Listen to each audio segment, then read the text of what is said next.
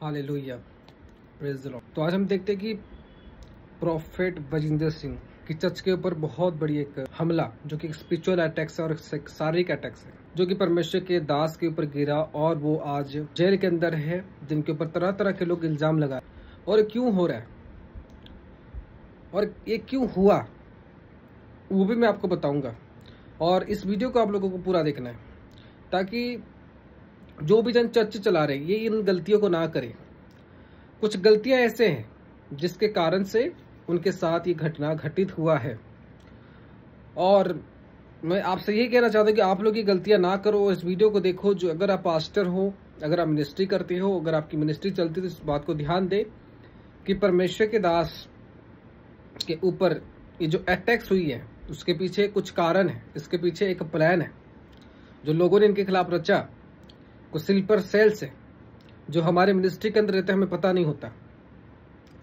तो मेरे प्रियो, प्रॉफिट बजिंदर सिंह फंसने का जो मुख्य कारण है वो यही है कि उनके चर्च के अंदर जो लीडर्स है या जो लोग हैं वो सही नहीं होने के कारण। क्योंकि अभी प्रॉफिट बजिंदर सिंह को जितने भी लोग फंसाने वाले हैं और सारे लोग उनके चर्च के अंदर काम करके गए हैं, चाहे वो लड़की क्यों ना हो, दूसरी लड़की क्यों ना हो, चाहे कोई पास्टर क्यों ना हो, सभी जनों ने उनको मिलकर एक तरफ से फंसाया।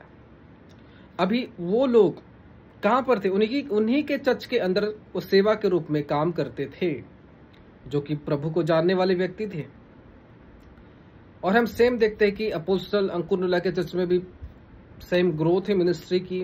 वो भी एक परमेश्वर के सेवक है और उनकी मिनिस्ट्री भी अच्छी खासी चलता है, लेकिन उनके चर्च के साथ ऐसा नहीं होता।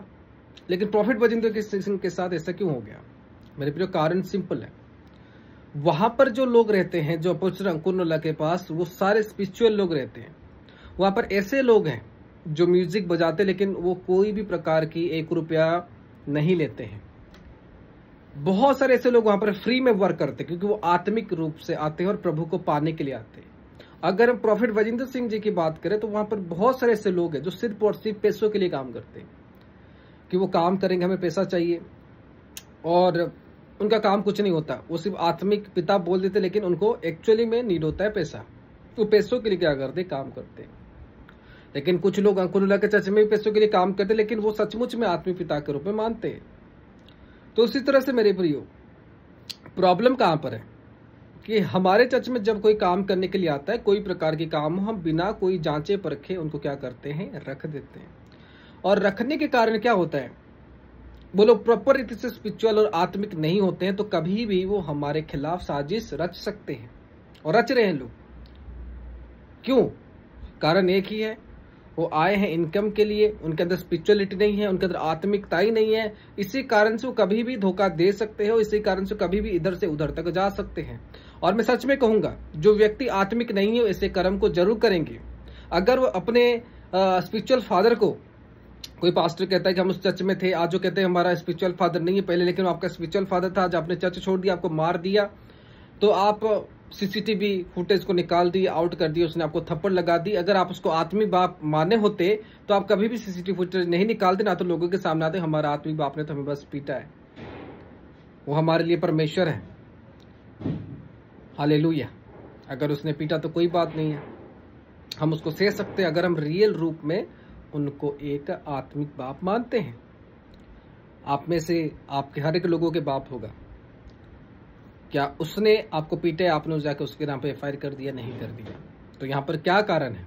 कारण सिंपल यार है कि हम पूरी तरह से आत्मिक नहीं होने के कारण हम परमेश्वर के दासों के विरुद्ध चले जाते हैं और उनको फंसाने में लग जाते हैं। तो मेरे प्रिय, इनको कहा जाता है स्लीपर सेल।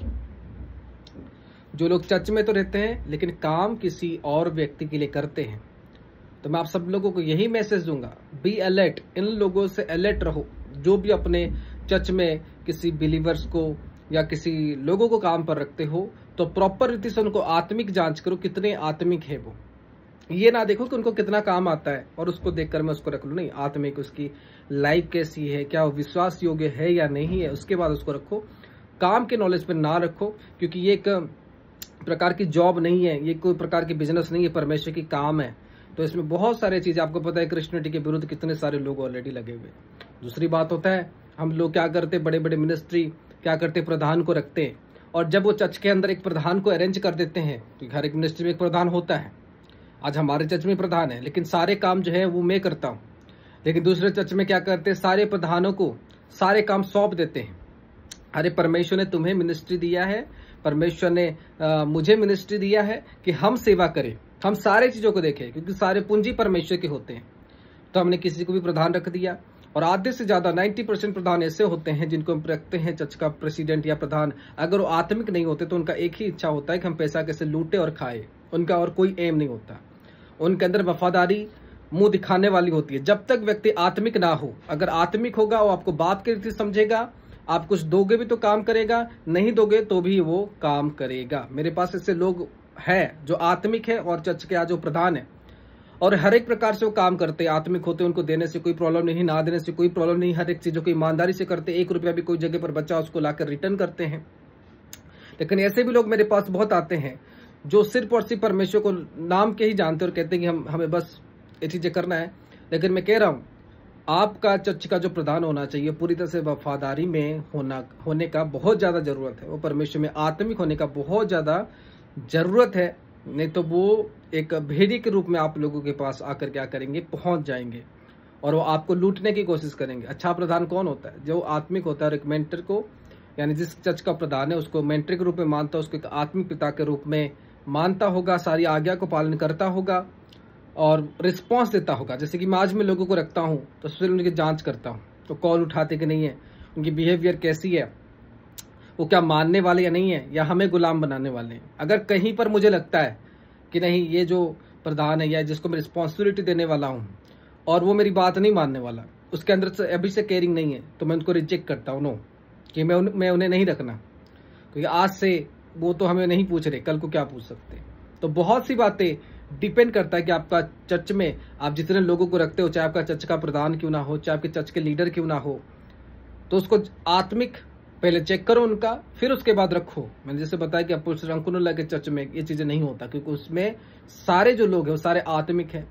चाहे वो गौरव हो जो उनका प्रधान है, वो भी एक आत्मिक जन है जो अपने अपोस्टल अंकुरला को आत्मिक पिता के रूप से मानता है, तो वो गलतियां नहीं करेगा, क्योंकि वो आत्मिक पिता के रूप से मानता है और उसके अंदर प्यार है अपने मैन ऑफ गॉड के लिए। तो हर एक रीति से उन्हें सेव करेगा और हर एक रीति से उन्हें बचाएगा, क्योंकि उसके लिए वो आत्मिक पिता है।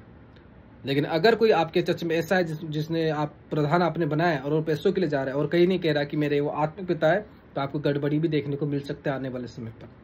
अगर आपके चर्च में कोई काम करता है, अगर वो आत्मिक नहीं है, तो आपको भी अपने चर्च पर गड़बड़ी देखने को मिल सकता है। वो आपको चुटकियों में धोखा दे सकते हैं। क्योंकि मेरे लाइफ में मैंने ऐसे लोगों को देखा है तो चर्च में सामान भी देते और सामान ले जाते।